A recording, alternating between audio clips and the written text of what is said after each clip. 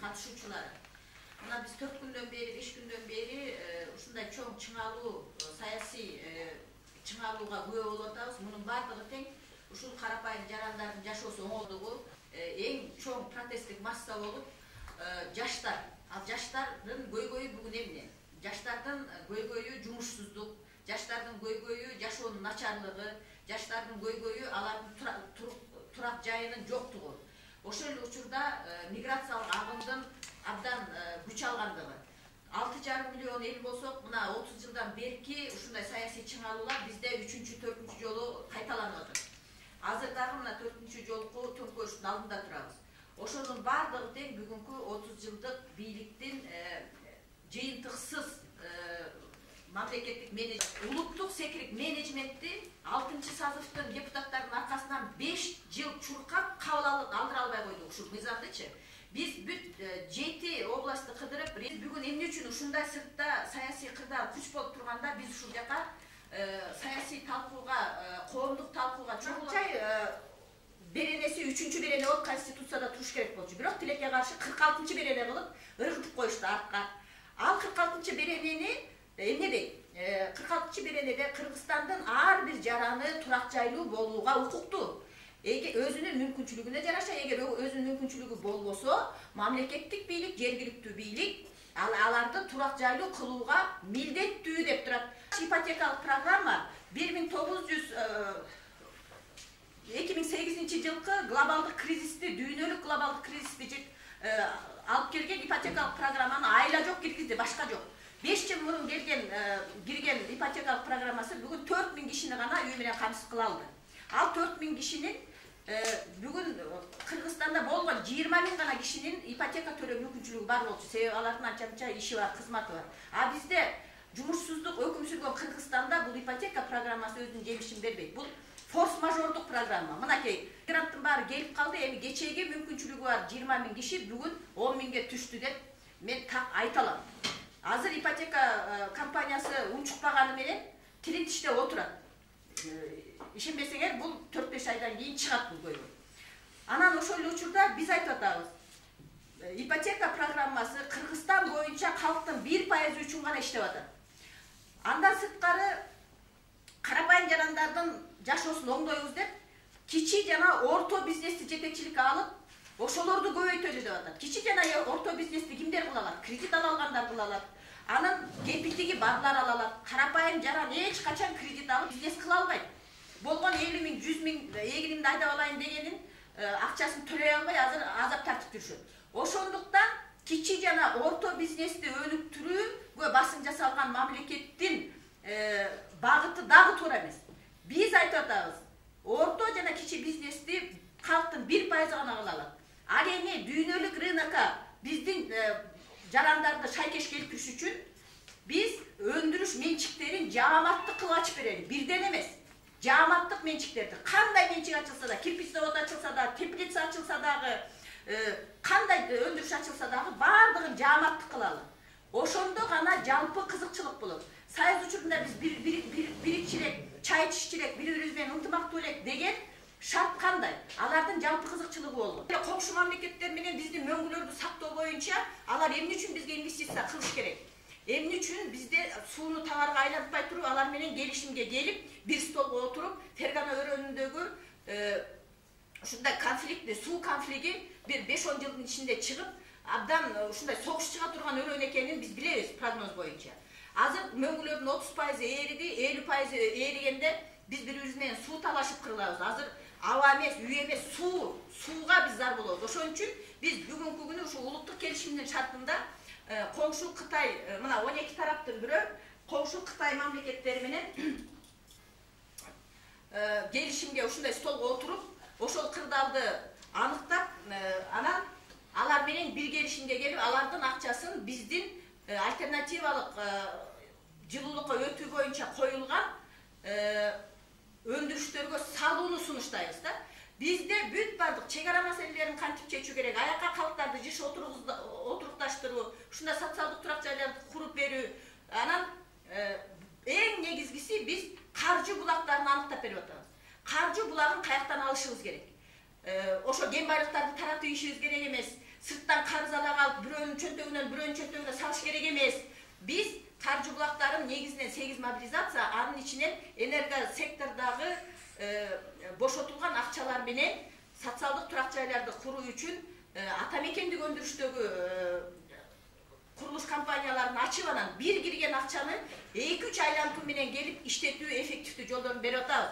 Ошон үчүн биз бүгүнкү күнү жаңы келген бийликтен ушул биздин бышып ишке ашканга даяр турган концепцияны кабыл алып, жетекчиликке социалдык менеджментти алуу багытына, өнүгүүнүн жаңы багытына түшүүнү биз талап кылабыз бүгүнкү күнү. Ошондуктан мен эфирден да пайдаланып, ушул сиздер менен отуруп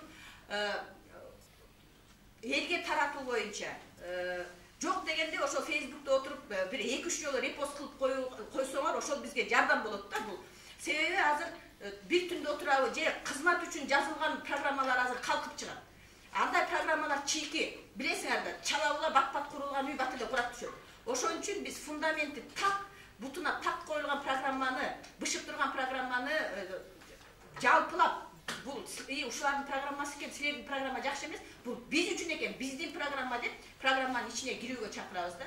Ошондуктан биздин мынакей өндүрүштөрдү ачуу үчүн кайсы каржы булактарын айта алабыз. Мынакей 8 каржы булагын айтып атабыз. Биринчиден, мамлекеттик жана муниципалдык менчиктердин байлыктардын инвентаризацияланган дал келүүлөрү. То есть бизде жанагы муниципалдык, мамлекеттик мындай здания, имараттар бош туруп атпайбы? Аны мамлекетке өткөрүп койсо, кокуй суусуна төлөй албай атабыз, окуя эчтеке акча жок, муну частный колдорго берели, ошол иштетсин деп атышат да. Андай туура эмес. Бүт бардыгы мамлекеттик болуш керек. Жеке колдорго өтпөш керек. Ушул мына ошол имараттардын бардыгы тең ушул биздин карапайым жарандардын кызыкчылыгына коюлуш керек. Анын бардыгы тең өндүрүштөрдү ачууга, турак жайларды курууга, строй компанияларды курууга, кайра иштетүүчү комплекстерди үйдүн немеси дагы мындай боз үйгө окшош да мына. Бул канат болуп. Бизде боз үйдүн философиясын билесиңер да? 6 канат. Боз үйдүн философиясы, мисалы үчүн азыр мечиттердин, церковдардын деле куполалары энергия ошол жака түстөйт дегендей философиялык да. Биздин түндүк дагы тегерек. Аякка энергетика түз түшөт. Биздин боз үйдө да буш жок да. Мунун эң терең философиялары бар. Ошол сыяктуу эле биздин турак жайлардагы мындай 6 канат, 7 канат, 8 канат болуп кетет.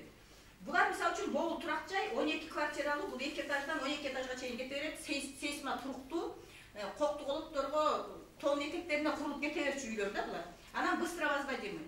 Булар күн тараптарынын баары сонун ичинде коллектор болот, бул автономный болот. Буга элдер энергияга жакта акча төлөбөйт да. Анан бул $20,000 болсо, мисалы үчүн $25,000 болсо, мунун жарымын жана өндүрүштөр берет, жарымын болсо кайра улуттук келишим шартындагы коюлган өндүрүштөрдөн өзлөрү, мисалы үчүн этин семиртип, эттин 1/3 сүттүүлүгүн эметип, сүтүнүн 1/3 төлөө механизмдерин беребиз, ошентип калган 50%-ын кутулушат да.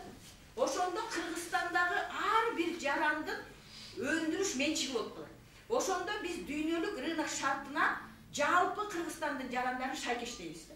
А эгер азыр биздин мамлекет айтып аткан, ой кичи жана орто бизнестерди көбөйткүлө, кабакта чыдап кабыра кыйкырып коюп атышпайбы? Ал чоң эле бизнесмендердин кичи бизнестерин өнүктүрүп атат алар алда элдерди. Айтканы башка, кылгандары башка, понимаете? Ошон үчүн биз андай менеджментке алданбастан биз өзүбүздүн жааматтык менчиктерибизди түзүп алсак, ар бир жаран эми элестеткиле, силердин 5-6 өндүрүшүңөр болсо, үйүңөрдө жашап атсаңар, жүрөгүңөр жумшанабы? Санаңар тынчыйбы? Ошондо гана биз Манастын рухун, духун кайтара алабыз. Өткөн жылдары билесиңерби, бул почетте Манастын духун кайтарабыз деп 6 саатта Манас айтышты, 6 ай. 6 ай. Ана Манастын духу кайткан жок да, үйүнө келсе эле кредит төлөш керек, ипотека төлөш керек, контракт төлөш керек. Анан Манасын урганы жок, кетти миграцияга. Ошон үчүн Манастын рухун кайтарыш үчүн элдин жүрөгүн жумшартып, Elge şart түзүп бериш керек. Elge şart түзүүнүн бир эле жолу бар. Бул улуттук келишим. Келишим форматында. Мындан качып атышат элдерчи. Бийлик качып атат. Себеби бул жерде жоопкерчилик. Жоопкерчиликти эч ким алгысы келбейт. Иштеп жеп кетип калыш керек. Программалык форматта элди алдап коюп. Ошон үчүн айтып атабыз. Программалык форматтан келишим форматына. Анан азыр айтып атышпайбы эң негизгиси. Системаны өзгөртүүнүн жолу ушул жерде деп. Кантип? Кече мен достукка катыштым. Достукта парламент мыкты өксүпүштү избрание кылганда мынакей Бакыт мырза, Сапар мырзалар түрктүк кийирип өздөрү калып калышты сыртта. Ошол жерде премьер-министрсиз шайлап аткандан чейин бир столдо отурдук. Мен Facebook баракчама Нурбек Кененбаеватына кирсеңер жүрөт. Ошол жерде айтат, биз системаны толук өзгөртөбүз деп. Мен каршымын. Бүгүнкү күнү могу система иштеп атат, туура эмес чирик система. Бул жаңы система киргенде, где гарантия, что бул чаап салсак, бул иштеп кетет деген барбы? Жок гарантия. А бул жерде системаны өзгөртүүнүн плавный жолу берилет. Башкача айтканда, бул система иштей берет. Улуттук келишим деген жаңы система кирет. Бул турак жайды, социалдык, экономикалык, энергетикалык кризисти баарын чечип атканда, бияктагы ашыкча ведомстволор акырындан кыркылат. Жаңы системага 3 эле структура кирет. Биз азыр сиздер менен отурган элдик кеңеш, улуттук фонд, улуттук башкарма. Биздин 8 мобилизациядан түшкөн акча Минфинге түшпөйт, аягын таппай калабыз. Ал улуттук фондко келип түшөт.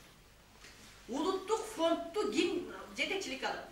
100 башылар, 1000 башылар, элдин ичинен чыккан силерге окшогон жаштар өздөрү, жогорку кеңеш, местный кеңеште бир койду союп жеп алып, 11 депутат же 21 депутат же 31 депутатка 2 кой союп койсоң эле кол коюп берип коюп атышпайбы? Бул жерде элдик кеңеште 100 башы, 1000 башы болуп, кыйкырып, агрессивный массада жүргөн мындай ярый балдарыбыз бар го, ошонун баары лидер болду. Ошолор жергиликтүү бюджетти, центральный бюджеттин баарын көзөмөлгө ала турган, бүт бардык коомду аралаштыра турган, коомдун бардыгы тең жапа-тырмак ишке тартыла турган менеджментти берип атабыз. Ошондуктан биз системаны өзгөрткөндө бирөөсү түбөрү менен чаап салып, экинчисин киргизсе, экинчиси вообще бурункусуна жаман болуп калышы мүмкүн. Ошон үчүн биз мындай плавный переход өтүшүбүз керек.